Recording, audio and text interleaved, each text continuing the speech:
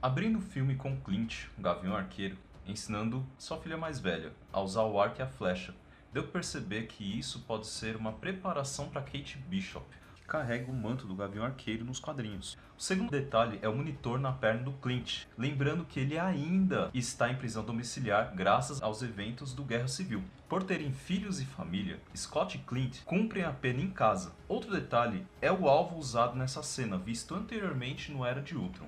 No fundo, a esposa Laura e os filhos Cooper e Nate se preparam para comer, e ao ser chamado, o cliente procura a Layla, que já virou floco de aveia. O detalhe é o barulho do trovão no fundo, que é o mesmo usado em Guerra Infinita. Seguindo para a abertura, a gente nota que quem sumiu no Snap some também das imagens iniciais. Se você perceber, existem várias frases jogadas ali no meio e cada uma significando um pouco mais neste filme. O Homem de Ferro dizendo I'm Iron Man, fechando o ciclo, já que ele começou como Homem de Ferro por causa do seu ego. I am Iron Man. E a última vez que ele o diz é no momento do sacrifício. Bom, a frase do Bruce Banner é aquela que ele diz no Avengers de 2012. That's my secret, Cap. I'm always angry. E agora em Ultimato, ele encontra um equilíbrio entre o Hulk e ele próprio, o Bruce. Então, o ciclo também se fecha. A frase da Natasha, que é I've got red in my ledger, foi dita pela primeira vez também em Avengers 2012. Nesse filme, no Ultimato, a Natasha tem a oportunidade de limpar esse débito lá no terceiro ato do filme. I got red in my ledger. I'd like to wipe it out. O Capitão América, a frase dele é I can do this all day. I can do this all day. I can do this all day. do entusiasmo de Steve Rogers ao Capitão se aposentando e passando o manto que a gente vai falar mais tarde. I can do this all day. Bom, a canção tocada na abertura é da banda Traffic, chamada Dear Mr. Fantasy, sendo uma referência direta ao Homem de Ferro. Significando que, se o Tony Stark não fosse louco a ponto de ser o Homem de Ferro, ele só seria mais um bilionário que ninguém conhece. E o começo da letra é um pedido de socorro, que, é claro, ele atende no terceiro ato. Tony e Nebula estão a bordo da Benatar, já que foram os únicos sobreviventes em Titã lá no Infinity War. Eles jogam futebol com um material estranho, refletindo o que vai acontecer mais pra frente no terceiro ato, já que a manopla do Stark vai ser tipo uma bola de futebol passando de mão em mão. Em seguida, o Tony começa a gravar a mensagem para Pepper no capacete dele, dizendo que eles estão presos no espaço há 22 dias. Um dia para cada filme do MCU, desde o Homem de Ferro até o Endgame, o Ultimato. Ele faz algo similar em Homem de Ferro 3, gravando outra mensagem para Pepper. Ele termina a mensagem dizendo It's you, it's always been you, que é o que ele diz a ela quando ele a promove a CEO das indústrias Stark. It's you. It's always been you. O capacete está danificado do lado direito, que mais tarde é uma semelhança ao próprio Tony, depois do seu snap. A Capitã Marvel resgata a Benatar, né? Que a gente inclusive acertou isso daí, levando-a até o complexo dos Avengers. Não fica muito claro como ela sabia, né? Mas dá para chegar à conclusão que o Rocket pode ter tido participação para localizar a nave. Bom, o Tony não consegue nem ficar em pé, e isso é por causa da diferença de gravidade em Titã e na Benatar, que são menores do que da Terra. Ao serem informados de todos os desaparecidos, a gente vê o Dr. Eric Selvig. Para quem não lembra, ele trabalhava com Jane Foster. Ele fala sobre diversas teorias que acabam se provando verdade nesse filme, as múltiplas realidades e o gato de Schrödinger, que explica que um objeto pode existir em múltiplos estados até que alguém o olhe. Depois do briefing, o Tony lembra ao capitão que ele disse que se eles perdessem, eles perderiam juntos. Essa frase aconteceu em Era de Ultron, assim como a frase que o Tony diz a seguir, que é a primeira vez que ele usa o termo Endgame. We're the Avengers. We can bust arms dealers all the live long day, but that up there, that's the endgame. O Rocket diz em seguida que o Thanos, usando as pedras, foi criado um boost de energia sem precedentes. Se você juntar ao fato de que as pedras emitem radiação, principalmente gama, essa pode ser a maneira que eles encontraram de introduzir os mutantes no MCU. A Nebula então diz que o plano de aposentadoria do Titã Louco inclui um lugar chamado The Garden, ou o Jardim. Antes de nós vermos a cena do Thor dizendo I like this one, se referindo à Capitã Marvel, a gente repara que na mesa tem pão e cerveja.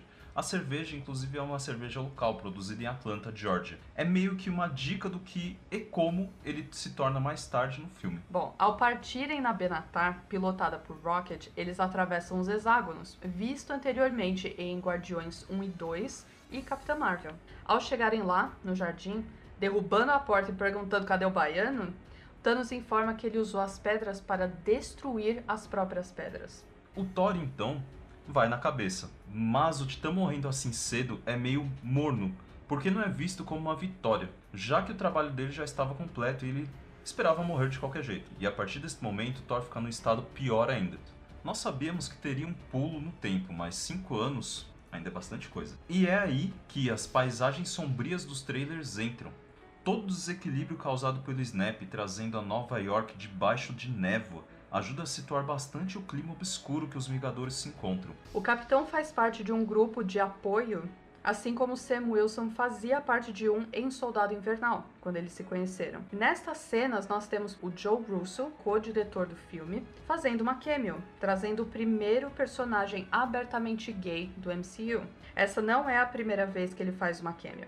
Ele já foi um cirurgião que ajudou o Fury a fingir a sua morte, e o Dr. Brossard, um psicanalista morto por Zemo em Guerra Civil. Bom, no grupo tem outra cameo feita por Jim Starlin. Ele é o co-criador do personagem Thanos dos quadrinhos e também da saga Manopla do Infinito. As cenas a seguir são em um armazém em São Francisco, onde em uma placa você lê Lang 616. A van é do Lang, mas 616 é uma referência direta ao multiverso estabelecido na Marvel. E agora no MCU também. Inclusive, Peter Parker em Aranhaverso, para quem não assistiu, nós recomendamos, pertence à Terra 616. Graças a um rato passando no painel, Scott é cuspido do túnel quântico e alerta o segurança, que é o Ken Jeong.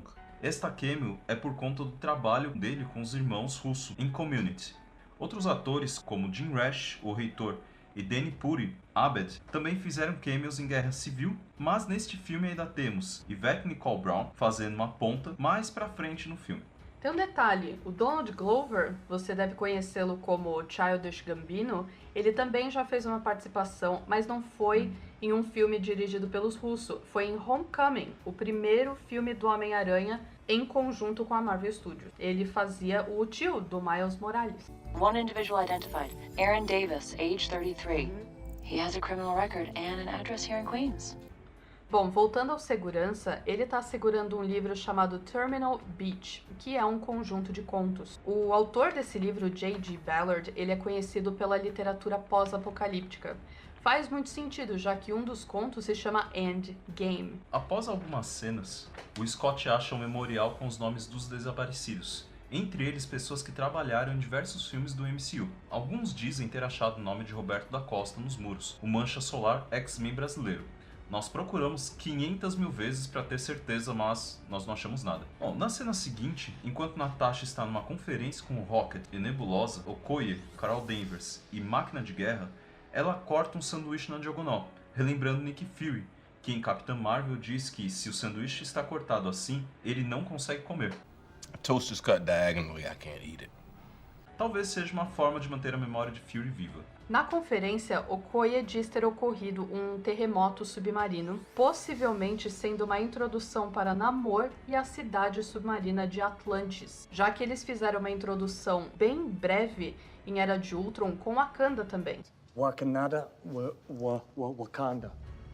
Observamos também o corte de cabelo mais moderno da Carol. Antes de sair da conferência, a Capitã Marvel diz "tome cuidado" por Máquina de Guerra, fazendo assim referência ao romance dos dois nos quadrinhos. Na cadeira do lado de Natasha, se vocês perceberem, tem um par de sapatilhas, que pode ter sido o jeito que ela encontrou de se manter sã, já que em Era de Ultron a gente aprende que ela fazia balé antes de ser treinada no Red Room.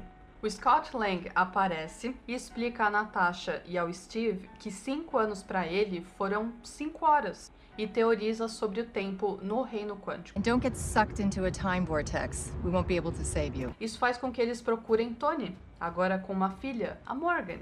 Outra referência de Guerra Infinita. Ele conta a Pepper que sonhou que ela estava grávida, e o nome da criança era Morgan. Isso é uma referência direta aos quadrinhos, já que Morgan era o nome de um primo que o Tony tinha. Seguindo daí, tem a cena com a Morgan, né? A menina é muito fofinha, muito bonitinha. Bom, ela tá usando um capacete azul que pertence à armadura Rescue, que a Pepper usa no terceiro ato. Então, ao ouvir o plano de assalto do tempo que o Scott explica, Stark esclarece que não é bem assim que funciona, sabe? Citando Deutsch, um físico que levanta a bandeira para a teoria do multiverso. You're saying there's a multiverse? We have a job to do. O Tony se recusa, então eles vão buscar a segunda mente mais brilhante que eles conhecem, que é o Bruce Banner, que conseguiu achar um equilíbrio entre o Hulk e ele mesmo. Referência ao Professor Hulk nos quadrinhos da série What If, traduzido como E se? Bom, a série What If é levantada a pergunta: e se o Hulk tivesse o cérebro do Banner? Mais tarde, o Tony acha a foto dele com o Menino-Aranha e o certificado na foto repara que tá de cabeça para baixo. Isso é porque a foto era falsa, era só para mostrar a tia May que o estágio do Peter era real. Enquanto isso, ele estava roubando o escudo do Capitão na treta civil.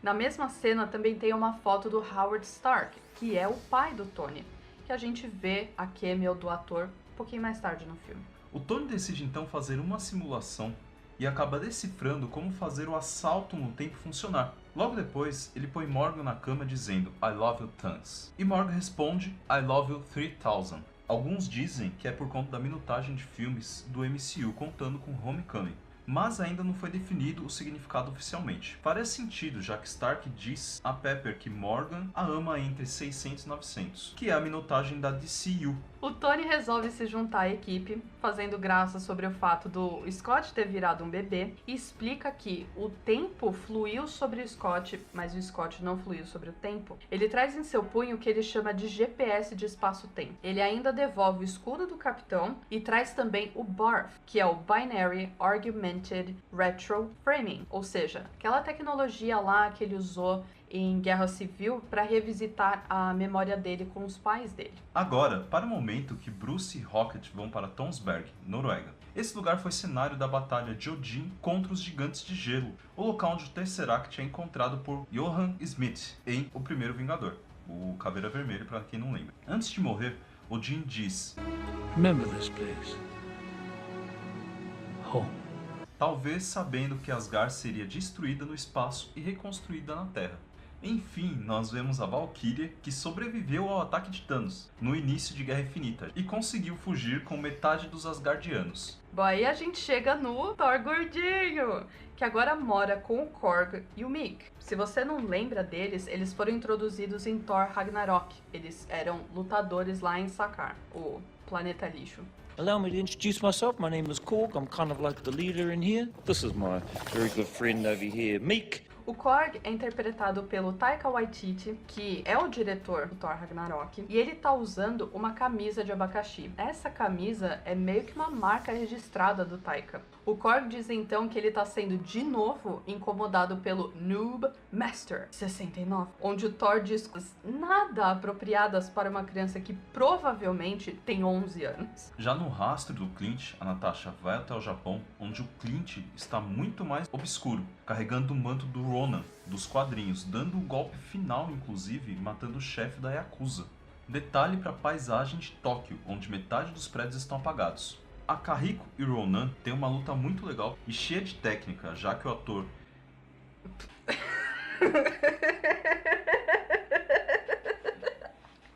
Eu não estava preparado para o nome dele, eu esqueci desse detalhe.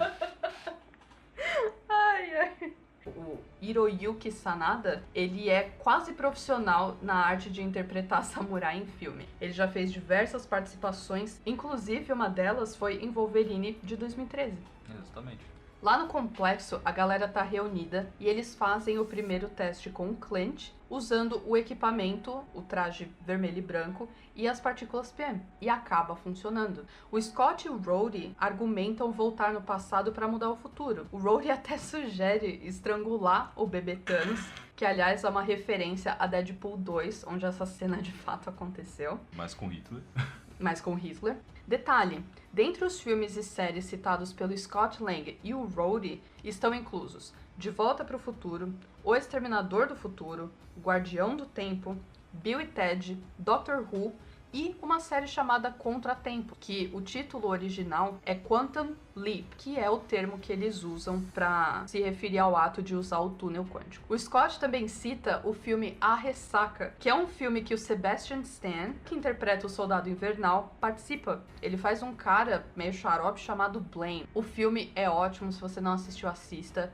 E assim, implica um pouco que o Sebastian Stan existe no universo Marvel. Pussy, wanna party? Wanna be a hero? And here it comes. Isso pode se referir de repente a uma realidade alternativa.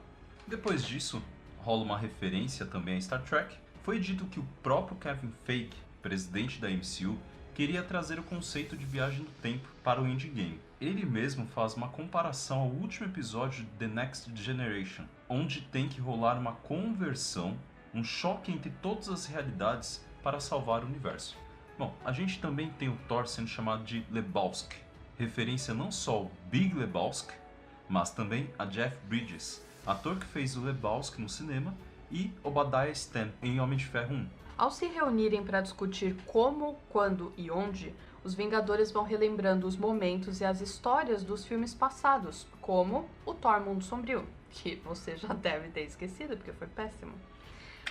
E será nessa época que eles buscarão o Éter, a lama furiosa, para transformá-lo na Pedra da Realidade. Ao explicar os acontecimentos, o Thor lembra dos Elfos Negros e a Jane Foster, uma física que é a sua ex-namorada, que ele conheceu no primeiro Thor. Em outra sequência, Natasha se dá conta que existem 3 pedras em Nova York, em 2012. As pedras da mente, do espaço e do tempo. Todas elas na invasão Chitauri. Bom, alguns detalhes dessa reunião que eles tiveram são muito da hora, eles são hilários. O Bruce, por exemplo, ele tá tomando sorvete, ele se chama Hulka Hulka Burning Fudge. Ele foi... ele foi citado pelo Wong em Infinity War, em Guerra Infinita. A Hulka Hulka Burning Fudge is our favorite. Tem também a Nebulosa, com dificuldade de usar o hashi, ela não consegue segurar direito. E o Rocket caçoando do Scott, já que o Scott ficou todo animado ao saber que ia rolar a viagem espacial. E o Rocket chamando ele de cachorrinho, dizendo, não, eu vou te levar pro espaço. Bom, já na plataforma, se preparando para entrar no túnel quântico, o visual dos punhos se unindo, eles remetem à imagem do primeiro Arc Reactor do Tony, lá do Homem de Ferro 1, que mais tarde será mostrado numa cena específica lá no terceiro ato do filme. Em seguida, a Natasha olha para Steve Rogers e diz, te vejo em 1 minuto.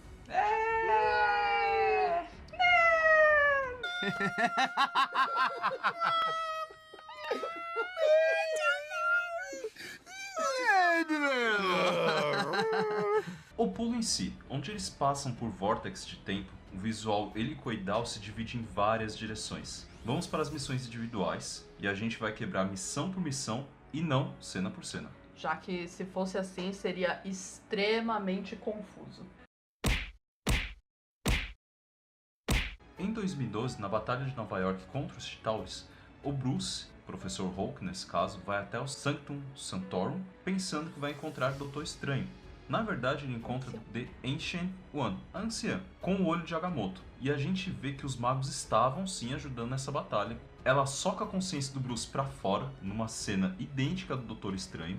Ela explica então que, como removendo a pedra, a sua nova realidade pode ser péssima. Numa discussão, Banner explica que o Doctor Strange entregou a pedra de boa vontade pro Thanos. E ela muda de ideia, já que ela nunca conseguiu enxergar depois de sua morte. Ela então resolve entregar a pedra, confiando que Strange tivesse um plano. Detalhe, que ela põe o Bruce de volta no corpo do Hulk e depois entrega a pedra, já que Bruce morreria ao pegar uma pedra do infinito. Bom, na missão da Pedra da Realidade, o Thor e o Rocket voltam aos eventos de Thor Mundo Sombrio. O Loki, ainda preso pelos crimes em Nova York, a Jane Foster, tomada pela lava maligna, e a Frigga, mãe do Thor, estão lá. A Frigga acaba achando o Thor e pergunta sobre o olho dele. Se você lembrar, ele foi arrancado pela Hela em Ragnarok, mas ele diz que foi na Batalha de Harroquin. É uma referência feita numa conversa com a Lady Sif no Mundo Sombrio. I remember you celebrated the Battle of Harrigan so much that you nearly started the second. Outro easter egg é a bebida que o Thor tá consumindo nessa hora. Ela foi citada em Era de Ultron. See this? This was aged for 1,000 years. The barrels built from the wreck of Grunhild's fleet is not meant for mortal men. Neither was Omaha Beach, Blondie. Stop trying to scare us. Come on. O Rocket consegue extrair o éter da Jane Foster e foge dos guardas asgardianos. Mas a gente ouve os guardas chamando ele de Rabbit. É o mesmo nome que o Thor usa pra chamar o Rocket em Guerra Infinita. Rabbit is correct and clearly the smartest among you. Rabbit? Indo para a Pedra da Mente, finalmente a gente descobre como o cetro foi parar na sede da Hydra. A equipe de Sidwell e do Rumlow é encarregada de levar o cetro até a sede da S.H.I.E.L.D. E, é claro, levam o cetro até o Dr. Liss, o doidão de Era de Ultron que cria a Feiticeira Escarlate e o Mercúrio. Os detalhes sobre a pós-captura do Loki também são bem legais. Aquela mordaça que ele tem não é só uma tara. Não é só uma tara sexual. Mas sim porque Loki não parava de se transformar em outras pessoas, assim como ele fez em O Mundo Sombrio. Eles então resolveram refazer a cena do elevador de Soldado Invernal, mas ao invés da mesma luta, ele apenas sussurra Hail Hydra no ouvido de Sidwell, que também é referência aos quadrinhos. Agente 13, Sharon é traída pelo Capitão. Ao sair do elevador, Steve Rogers de 2012 enfrenta o Capitão de 2023, numa luta muito incrível, onde o de 2012 diz: "Posso fazer isso o dia todo." Ao que o outro responde: eu sei. Ele não aguenta mais. Mas ele consegue se livrar dizendo: Buck está vivo. Alguns chamam de momento Marta, mas é uma referência ao Crossbones em Guerra Civil, quando ele deixa o Capitão meio balançado e acontece toda desgraça que acontece em Guerra Civil. Pal, your buddy, your Bucky. What did you say? He remembered you. I was there. He got all weepy about it.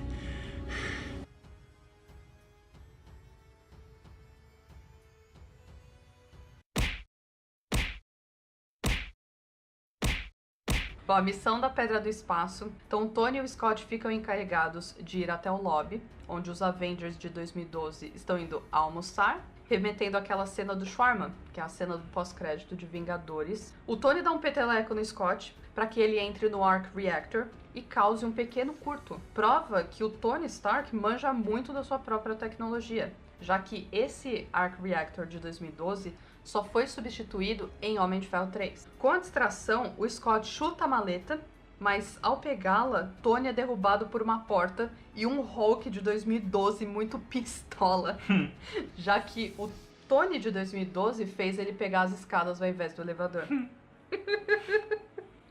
Bom, o Loki na situação toda é muito engraçado. Ele olha pra lá, ele olha pra cá, ele olha pra lá, ele olha pra cá, e ele acaba pegando o Tesseract, que por acaso, muito coincidentemente, foi parar no pé dele. Então, com isso, eles vão ter que ir atrás do quê? De uma outra pedra, né? Bom, da mesma pedra. É, da mesma pedra anteriormente. Tony lembra-se então que Hank Pym e Howard Stark estavam trabalhando juntos ali em 1970, e era a oportunidade certa de pegar as partículas e o Tesseract. Eles vão então até Camp Lehigh, em Nova Jersey, lugar que Steve treinou no primeiro filme do Capitão. E ele percebe que a Hydra se infiltrou na S.H.I.E.L.D. em Soldado Invernal. E, inclusive, o lugar explode. Aquela cena que os russos disseram que não estava no filme, mentira de novo, só pra variar. É a única coisa que eles fazem. Já em 1970, Stan Lee aparece como um hippie gritando "Make love, not war." E um adesivo em seu carro com seu bordão é mostrado, "Enough said", do tipo, é isso aí. Enough said.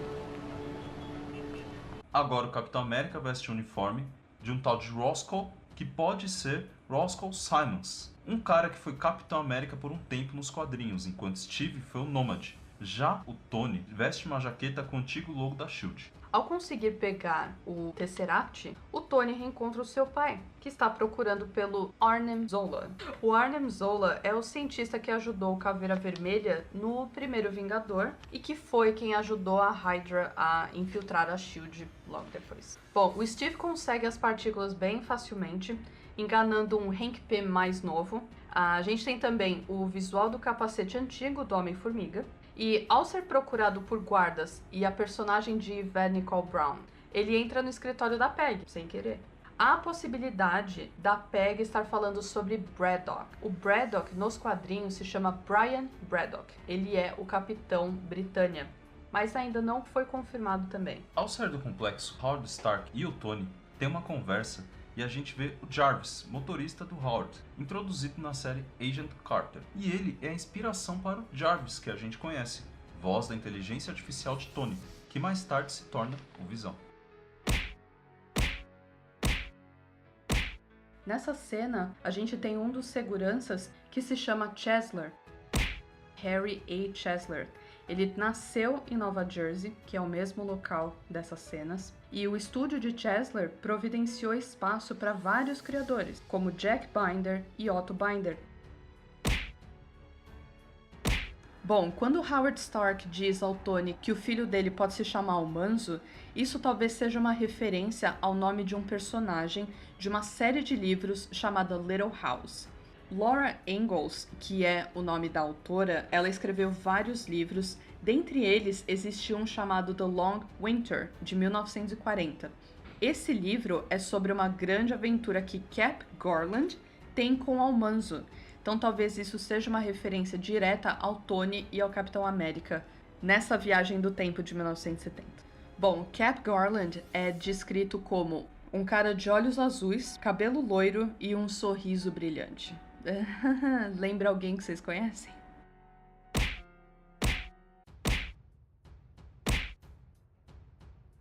Em Morag, planeta antes visto em Guardiões Volume 1, Natasha repete o feito de Quill e chuta um Orlon, aquelas criaturinhas que já apareceram nos dois Guardiões, que Natasha e Clint vão embora atrás da Pedra da Alma, enquanto Nebulosa e Rhodey ficam para pegar a Pedra do Poder.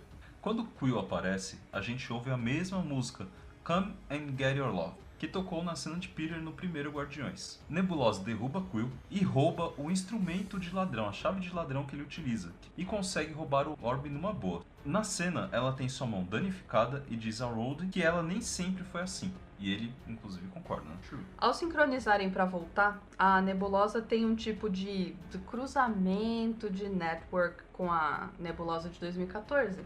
E aí ela fica para trás. Quando Gamora e Nebulosa de 2014 percebem que Thanos vai pegar o orbe, o rosto de Gamora muda de feição e expressa preocupação, o que implica que sua lealdade a Thanos já estava mudando, ó. Referência ao momento que ela muda de lado totalmente no primeiro Guardiões. Bom, no caminho de Vormir, o Gavigode diz... Ele diz, estamos muito longe de Budapeste. Isso é uma referência às falas dele e da Natasha na invasão Chitauri. Just like Budapest all over again. You and I remember Budapest very differently. E também é uma referência ao que o Nick Fury diz a Capitã Marvel, dizendo que ele trabalhou só em cidades que começam com B, incluindo Budapeste. Bom, a Nebulosa, lá na reunião no complexo, ela define Vormir como The Dominion of Death at the very center of celestial existence. E na real, esse termo celestial que ela usa não é referência aos céus, e sim aos celestiais. Eles já foram vistos em Guardiões Volume 1 e Doutor Estranho. Se vocês lembram de Dormammu, I've come to bargain. Dormammu, I've come to bargain. Bom, mas voltando a Vormir. Caveira Vermelha salda os dois como filha de Ivan, que pode ser uma referência a Ivan Petrovich, uma figura paterna para Natasha nos quadrinhos, e filho de Edith pro Gavigode, mãe de Clint, já que seu pai era abusivo e nunca uma figura familiar para o Gavião Arqueiro. Natasha diz não saber que seu pai se chamava Ivan, Talvez em seu treinamento a figura de Van tenha sido apagada de sua memória, para torná-la menos vulnerável, não ter vínculos familiares, e outras coisas são feitas, dentre elas torná-la infértil. Isso ela conta ao Bruce em A Era de Ultron. Depois de uma luta entre os dois, entre a Natasha e o Clint, a Natasha se sacrifica, jogando-se para a morte, concedendo assim a Pedra da Alma ao Clint. O visual é o mesmo da morte da Gamora em Guerra Infinita, depois que ela foi jogada pelo Thanos. E a música é a mesma também, assim como a pose. Bom, pessoal, esse é o primeiro e segundo ato, ele é muito longo, mas como o terceiro ato, inclusive o estalo, a invasão do Thanos, as batalhas, são bem complexas, a gente vai deixar isso pro próximo vídeo. E a gente faz o quê?